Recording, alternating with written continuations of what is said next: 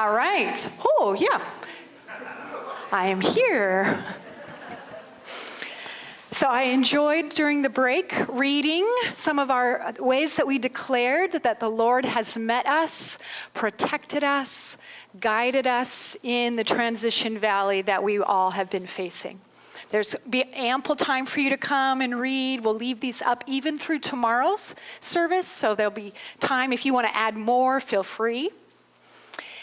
So this next session, we are talking about the next phase, and I want to set the stage with our Israelites, right?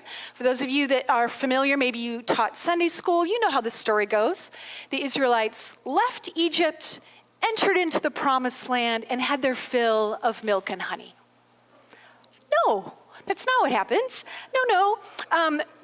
In fact, the image that we have is a desert, right? They are entered into the wilderness, a no man's land, caught between the old reality and the new one.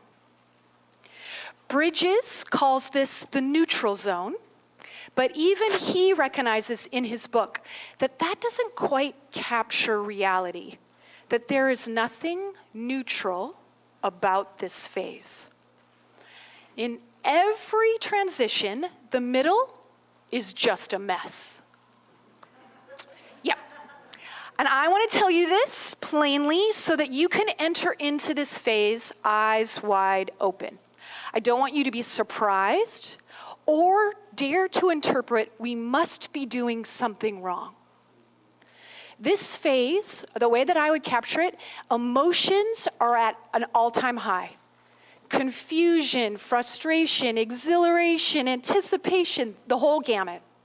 If you were to do a continuum, right, if you had an emotional scale 1 to 10, the messy middle emotions are at a 12. Okay, so I'm just setting the stage. Now, I want to say that the Israelite story is geographical, right? The Red Sea is a clear marker. They end Egypt once they cross over. They're in this desert, the middle phase, and then they cross over the Jordan into the promised land. Very geographical. You can tell where you are in the phases. Wouldn't it be nice if your messy middle was the 6 days between when Pastor Wayne concluded his final series and Pastor Joe stood up on Sunday and started his next series? I'm assuming you want me to do something. Just talk amongst yourselves. Okay, let's try that. Hi. No. Nope. Okay. Now. Ooh, better. Okay? Right? Those 6 days, that's all that you have to be in the wilderness. No. I can tell you, what makes it harder is that I can't predict how long the wilderness period will last. Sorry. I also can say the phases are not linear. Okay, hold on to your seats. You're actually in 2 phases right now. Okay, see if this isn't true. You are in the ending phase. Pastor Wayne's last series. You're getting ready to host a celebration to say thank you and pray for him and send him. The ending. At the same time, Pastor Joe has been visiting you in small groups, listening, dreaming, praying. It's messy. The leadership team is stuck. They can't plan for too far ahead because they don't want to dishonor one, right? But we got to move forward. They're in the wilderness. You are in both right now. So, sorry. Yeah. I also want to name, right, that we are just emerging from 2 years of COVID. I understand you've been back at Phantom Lake for a month, a couple weeks, right? So you're just starting to understand, what does it mean to be on this side of COVID? And at least from where I sit, as I lead things in Madison, it will never look like what it did before. We are in a whole different world, and we're trying to figure it out. It's messy. Whenever there is a leadership transition, there is an opportunity to pause and question old assumptions and try on some new things. I want to tell you a story from when I was the person that stepped in, right? In the scriptures, you see you have Moses to Joshua, David to Solomon, Paul to Timothy. What's it like to be the second one? What does it sound like, feel like in the messy middle? Okay? So, the Northwest Regional Director, Al Anderson, had been the regional director for 20 years. He led every internship team. What does that mean? When a student graduated and they were trying to discern whether or not to come on staff, you do an intern year. It is highly transformational. You're getting your sense of calling from the Lord. So understand, the 43 staff in the Northwest all went through an internship under Al and were handpicked to come onto staff. Okay, just take that in. His leadership team, he led them, discipled them, mentored them for the entirety of their leadership journey. I was part of that crew. He brought us on trips across the country to go and see what other regions were doing, to learn, to ask questions. That's probably me, huh? We'll figure it out. We're good, right? So now I am part of my peer group, and the mantle is being handed to me. I now am going to be the one to step in to that place. Okay? I'll tell you that it is easier when there is an interim, because all of the messy middle gets put on the interim person. A lot of churches, you might have noticed, do that, right? Some people have special anointings. Yep, I'll just go around from church to church and take it. I'll take all the stuff that happens in the middle. But that's not the case for Lighthouse. That wasn't the case for me. What did it sound like as I stepped in? Right? So a couple different things to just name. I am a different generation than Al, different gender than Al. I have different leadership styles and different spiritual gifts. Gen X, female, highly collaborative, strategic intercessor. Yeah, try that on. Our first initiative under my leadership was evangelism birthed through prayer. It felt and sounded very different. There were a couple things. What should I do, Al? Do you want me to turn to this? You want to just keep trying? We'll keep trying. Okay? There were a couple key moves that I made or suggested. We were part of a leadership team. I want to say up front as I tell this story, I was not a dictator that just did these things, but it might have felt like that to the people that were receiving them. Every year, we hosted a regional student conference. Al had always been the speaker for that conference. I chose not to be the speaker. Evangelism birthed through prayer, I wanted us to invite non-Christians to that conference. Oh, that was unheard of. And I wanted to invite someone to take the stage that could model for us what did it look like to create a safe place for seekers and to communicate the gospel.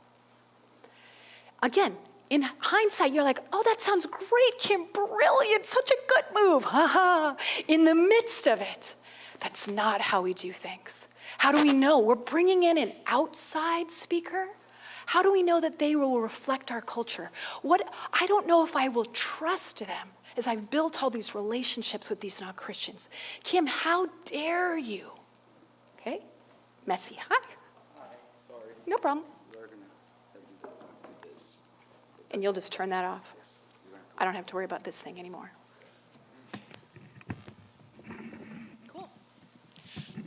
You know the reason why that this is not a big deal? How many of you on Zoom calls, hey, you gotta turn your mic on, right? I mean, this has been our life for the last 2 years. Oh, Kim, you think you shared your screen, but you actually didn't. We can't see anything of the PowerPoint, right? This is just our life, so we can flex in this. Okay, so winter conference. People are up in arms. It gets worse. Staff conference. As a regional team, what Al had done is gathered all 43 staff twice a year for a week at a time, in the winter and in the spring. The challenging piece was in the spring also were our intervarsity national staff conferences for staff of color. Black campus ministry, Latino staff, Native Americans, Asian Americans. Our staff of color had to choose. And let's be clear, it really wasn't a choice. They didn't go. And so I suggested we don't host spring staff conference any longer. Wow, right? Like that. Now, I tried to use logic. No one else in the country, no other staff team meets for 2 weeks out of the year. No one does. This is not that crazy. But what happens in the middle, right? It doesn't matter. Logic, it doesn't matter. I am introducing something that is crazy making. And the last one was really the clincher. I changed who was on the leadership team.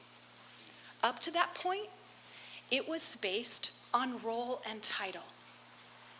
And the team that I inherited was mostly a white team that was male. I wanted to understand, what does it mean for us to reflect the campus and have a diversity of voices on the leadership team?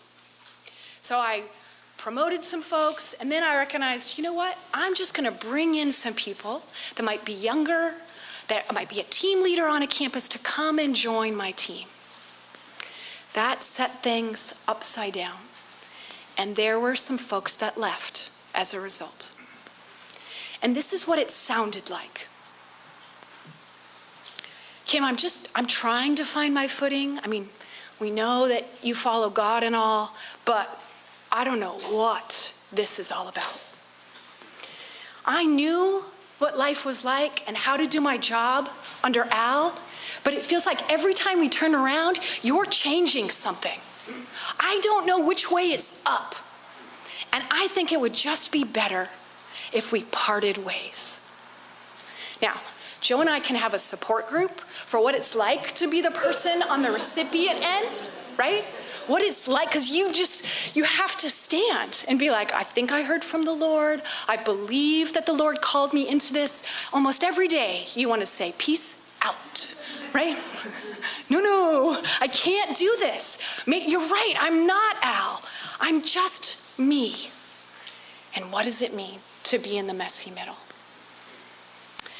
Now, I'll tell you that it's tempting, and you may feel this. Well, can't we just skip that step? Can't we just jump right to the new beginning? No. The only way out is through. But I do have a couple of vital behaviors to ensure your success in the wilderness. And these are them. It's all about connection.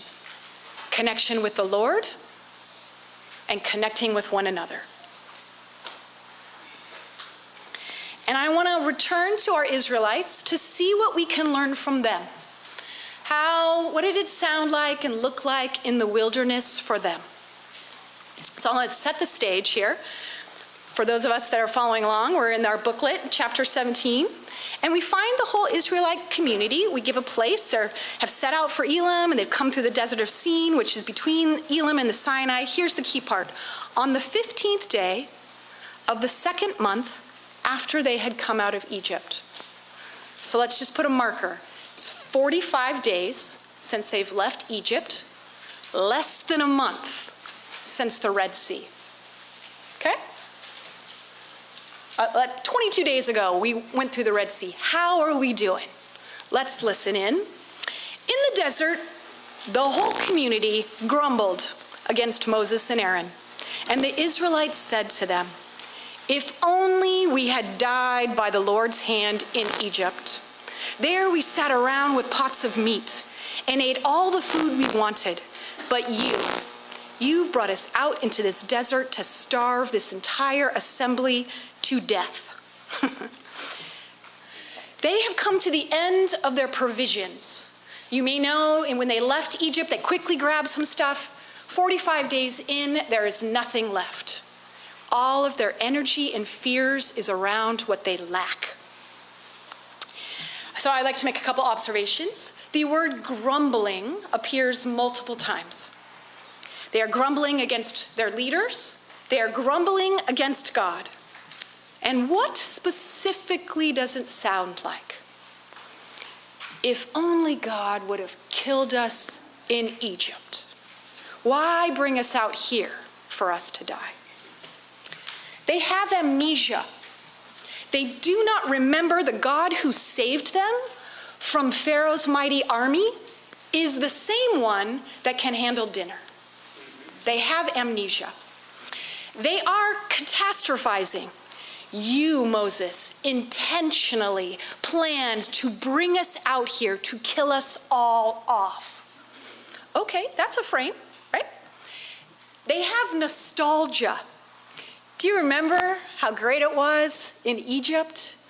Where we just sat around every night and we had that like banquet feast, all you can eat, filet mignon, pots of meat?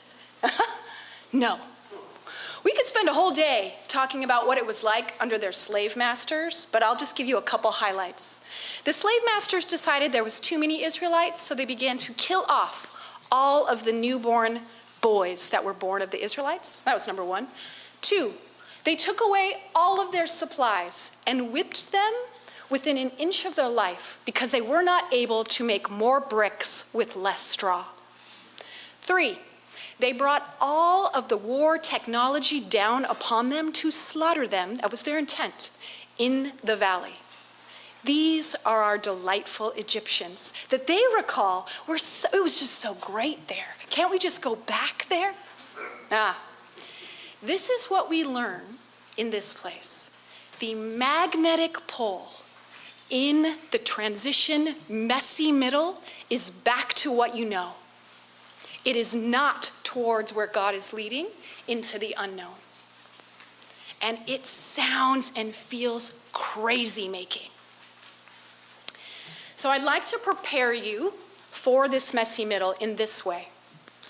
Think of a time when you specifically have felt out of control. Things were unclear. You thought there was communication, it was going to head this way, but then you're heading that way, right?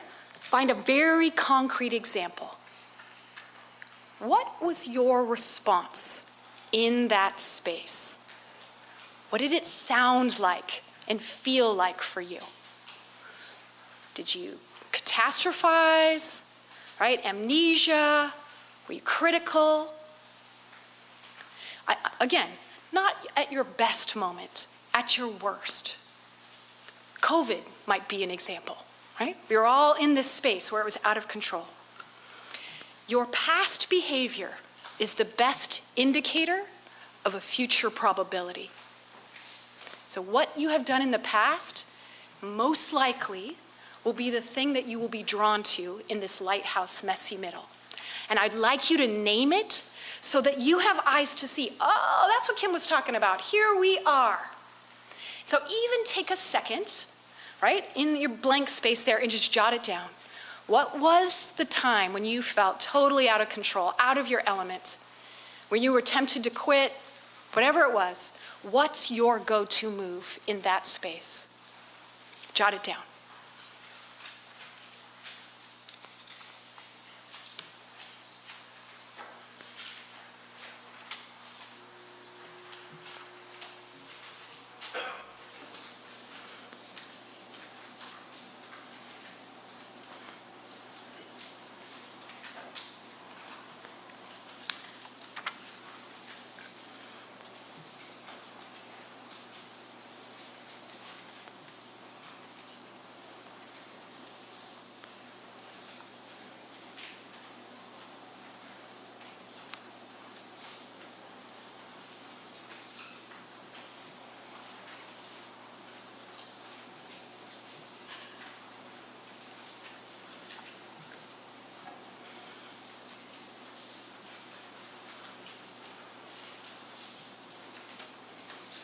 As I continue in the story with the Israelites, I'd like you to pay attention.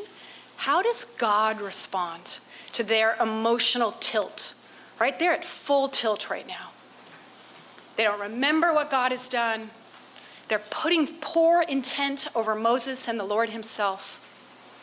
They are gripped by fear. What's God's response?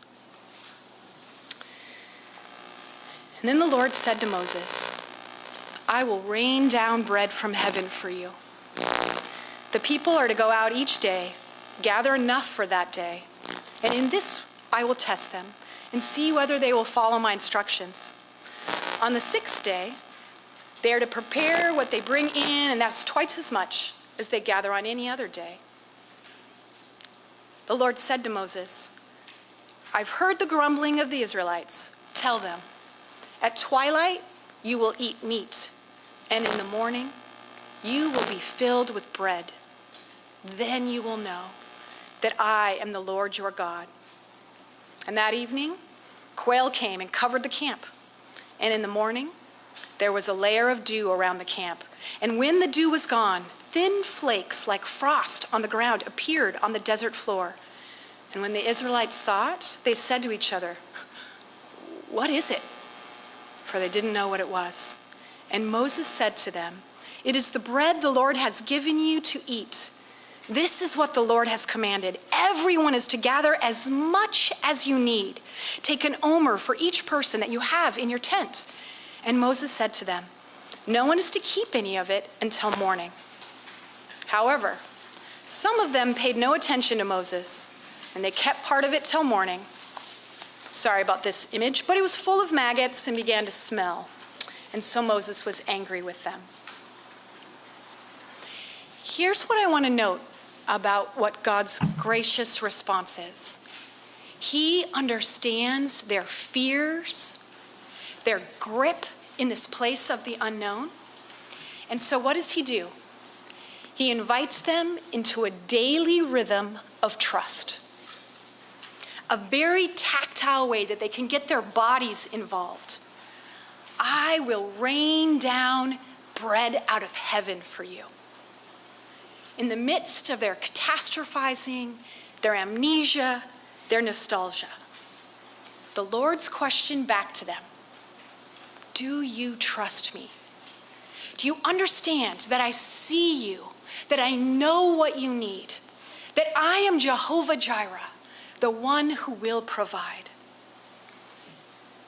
that I am your source of life? This very manna will be a new substance that can only come from me. The word manna literally means, what is it? Put out your hands and trust that I will place something in it. I am your source of life. It was a daily rhythm of trust, both to connect with the Lord and with each other. The whole community, every day, was invited to rise, go out in the morning, and pick up what they needed for that day. And Moses gives us a little caveat, right? Don't put any aside for tomorrow. What's he getting at? What's happening?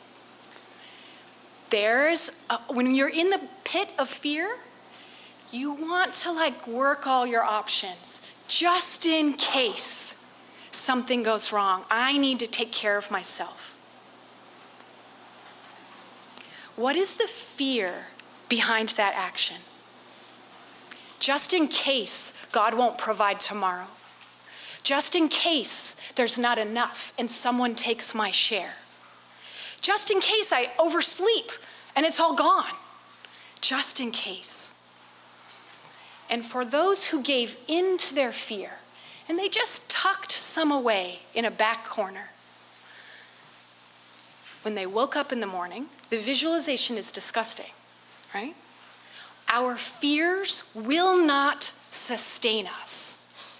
They only end in something that is rotten. Both rotten externally and internally. They will not sustain us. I want to track that there is grace in the system. Okay, so you have this disgusting mess over in your corner, throw it away. Go outside, join the community, and trust that you can have what you need today. Take as much as you need. You will be satisfied.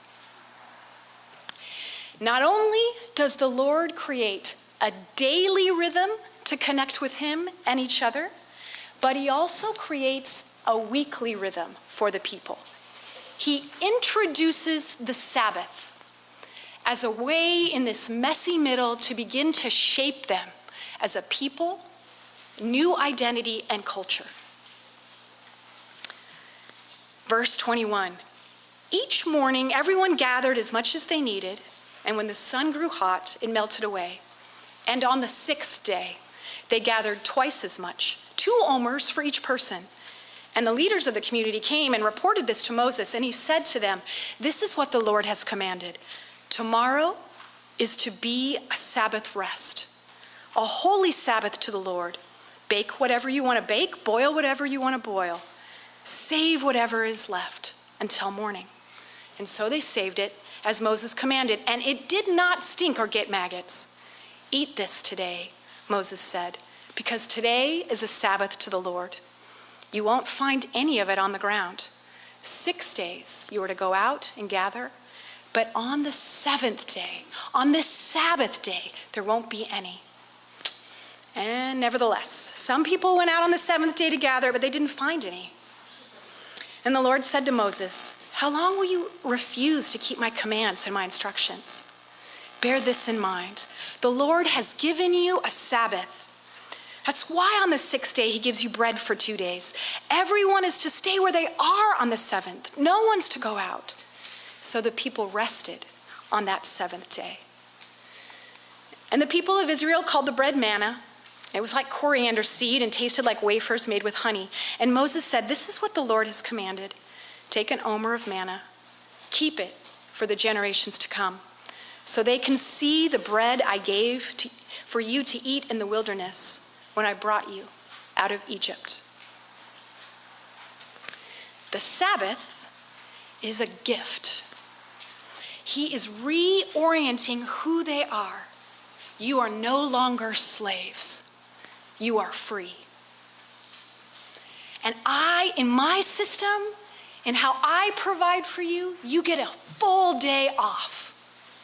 A day of rest for you and your family, for you and your neighbors, for you and the community to reflect and remember the Lord is good. The Lord is good. He has provided all this week. Do I dare trust that He will provide next week? A daily rhythm, a weekly rhythm. In the messy middle, you need this kind of rhythm to remember when it is crazy. This story that I've shared emphasizes the connection with the Lord, slightly explicit with each other, right? You can see your neighbor next to you as you go out and pick for manna. I would like to share my COVID story when I was out of control and how connecting with the people of God placed me back on solid ground. So, do you remember March 2020 when the quarantine happened, right? Bring yourself back to that space when we thought, oh, this will be over in a couple weeks. Remember how crazy we were? Oh, haha, yes. When it first happened and church went online. So we experienced at our church, we're trying to figure it out. How are we going to do this? So we initially tried live streaming. And let's all worship together and turn on our Zoom cameras. And we discovered Zoom has a delay. So it was a hot mess. No, you need to turn off your sound when you want to sing. Okay? And then we realized, the church decided, we're not going to live stream because this is taking forever as far as COVID. So we're going to pre-record and we're going to splice it together. And then on Sunday mornings, the joy of sitting on your couch in your pajamas going to church, right? Anyone testify? Was I the only one that did that? Okay. So you need to know a couple things about me. I was put in charge of the COVID protocols for all of InterVarsity across the movement. My husband is a firefighter. He was put in charge of all the COVID protocols across the fire department. So COVID is like a big, huge boulder that I carry on my back. I just want to go to church and be where it was, right? Like I remember church. So what does it sound like for me when I can't be in the place that I want to be, when life is out of control? I grumbled a lot, and if I want to be honest, I'm highly critical of how we are doing church, okay? I want to shame the devil by telling the truth. Yes, this was not 10 years ago, this was maybe a year ago, right? Highly critical. I don't like the way that we are doing worship. This is how it kind of, a couple weeks, we tried recordings pre-COVID. Here's the choir. Okay. We tried people in their living room. It's like almost like karaoke, got a little music back there, and they're singing into their Mac. Nah. We had someone that had an organ in their house. They're playing the organ. They're singing. I'm grumbling. I do not like worship. Okay. Now you also need to know, I attend an African American church. For those of you that might have been here a while ago, Pastor Alex G came and spoke at your retreat. He is my pastor. Our church is what's known as a Black Pentecostal church. The sermon is like a dance, right? It is call and response. It is based on the congregation. Typically, as Pastor G ends his sermon, there will be someone on the keyboards and he will sing the last 15 minutes of it. Okay, I just want to get you a picture. It is very dynamic. You never know how long service is going to go. But yeah, during COVID, he's sitting on his couch in his living room talking to the Mac. It is very different. It is grumble. I don't like church. So what did I do? I quit going. April, May, the summer. And then something happened in our world. George Floyd's death. There was a lot going on, in my city at least. All the African American churches were gathering together. There was a lot happening. And in university, when I would be with different folks, they're like, wow, I've been listening in, Kim. Pastor G has really helped me through this time. I was like, what? He has? Yeah, his sermons are it just feels like the Lord is speaking through him. I'm like, maybe I should go listen. Right? Yeah. And then you should know in our African American church, there's probably a dozen of us that are of the same skin ilk of me. And they invited me in. Kim, what does it mean for us to stand in solidarity? What does it mean that who we are, and what does it mean for us to be part of this Black community? And they invited me in, and I started going every week, and we would pray and discern. The intercessors, Kim, will you come and join us weekly on Zoom and pray? And then Pastor G, in the midst, post George Floyd, Madison is a very white town, and many churches were asking him, come and help us. What do we need to do? He's like, Kim, I don't have enough time in the day to respond, but this is a moment. Would you create a training team and go out, and on Zoom, obviously, and create trainings for different churches they're asking? Person by person, they set me a line that helped me come back from my place of isolation and grumbling that I had quit the church. But the people of God brought me back in. And it was connecting with them in prayer, in bringing my gifts, in standing side by side, that I realized I can get through COVID. This isn't the last thing. I can find the Lord Jesus on Zoom. It's possible. I am here to testify that the Lord God speaks through Zoom. I know, it's hard. I would say that God's graciousness is the same for you in this space, right? In the messy middle. How will you prepare yourself individually and corporately? there's a couple questions for you in the journaling that I want to raise back to you. First, continue on what I already prompted you. What does it sound like for you when things are out of control? You heard it in my story. Grumbling, high critique, and in the end, I just quit. What does it look like for you so that you know when it happens? What do you need from the Lord that you need to pick up every day, like the manna, that he can place into your hands, that you are building your muscles of trust? Do you have a daily rhythm? Do you have a weekly rhythm? What do you need to do to connect with the people of God so that you stand together and no one is lost in the wilderness? So again, I'm going to give you some time to just press in. This is about preparation so that you won't be caught when it all goes down. The Lord, his desire is to show up and show himself as the great provider, the one who is trustworthy, the one who will give you rest in the midst of the transition. And no, the wilderness is not the last word. Let me pray.